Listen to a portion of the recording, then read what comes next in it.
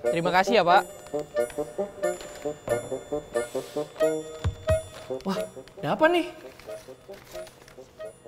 Wah, pertanyaan nih. Mengapa akun pembelajaran saya terhapus? Pertanyaan menarik nih. Kita tanyain ke Kameli yuk. Kameli, ada yang tanya nih. Kenapa akun pembelajaran saya itu terhapus?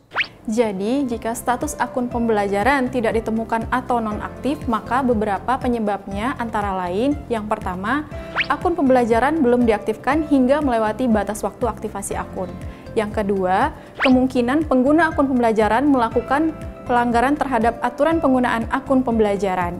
Jika pengguna akun pembelajaran menemukan kendala akun tidak ditemukan atau nonaktif, silahkan laporkan melalui helpdesk belajar.id melalui laman belajar.id. Klik tombol butuh bantuan, dan pada saat mengisi data-data yang diminta, pastikan untuk mengisi kolom kategori masalah dengan kategori akun terhapus atau dinonaktifkan.